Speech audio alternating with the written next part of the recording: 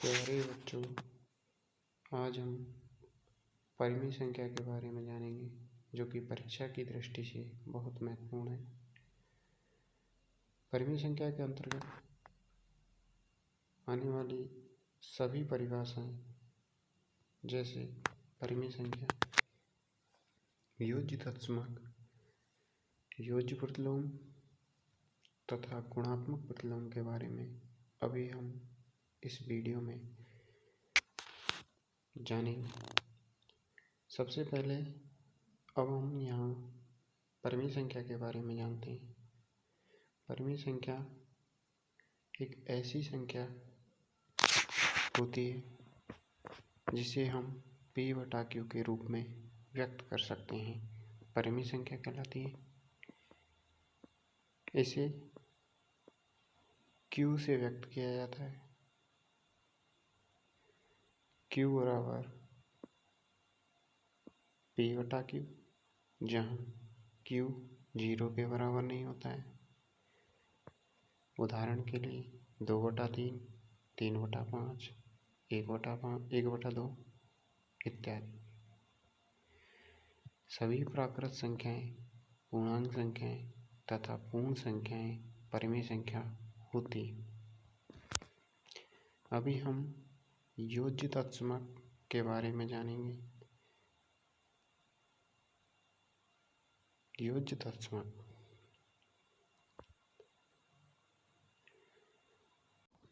0 किसी भी संख्या का योज्य तत्समक होता है। योज्य तत्समक एक ऐसी संख्या होती है किसी भी संख्या को जोड़ने पर उसका मान वही संख्या प्राप्त हो। उदाहरण के लिए 3 + 0 = 3, 4 + 0 = 4।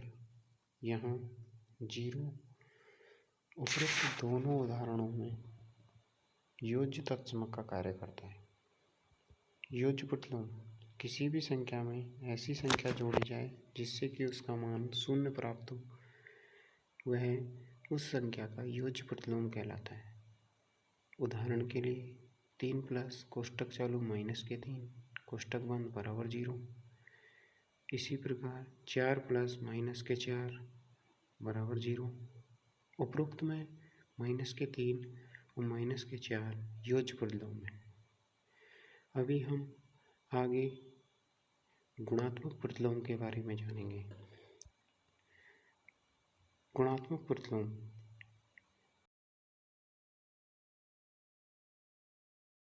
किसी भी संख्या में ऐसी संख्या गुणा की जाए जिससे कि उसका मान 1 प्राप्त हो, वह उस संख्या का गुणात्मक प्रतिलोम कहलाता है। उदाहरण के लिए 2 × 1/2 = 1। इसी प्रकार 2/3 × 3/2 = 1। उपरोक्त में 1/2 तथा 3/2 गुणात्मक प्रतिलोम है, जिनका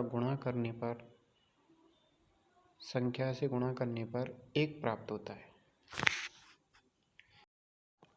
अभी हम अन्य संख्याओं के बारे में जानेंगे, जैसे प्राकृत संख्याएं, पूर्ण संख्याएं, पूर्णांक संख्याएं।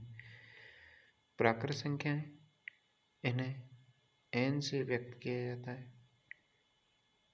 ऐसी संख्याएं जो 1 से प्रारंभ होती हैं तथा अनंत तक चलती हैं, प्राकृत संख्याएं कहलाती हैं। पूर्ण संख्याएं, इन्हें W से व्यक्त किया जाता है। ये संख्याएं 0 से प्रारंभ होती हैं तथा अनंत तक चलती हैं। इसी प्रकार पूर्णांक संख्याएं, इन्हें I से व्यक्त किया जाता है। ये संख्याएं धनात्मक एवं ऋणात्मक दोनों दिशाओं में चलती हैं तथा अनंत तक जाती हैं।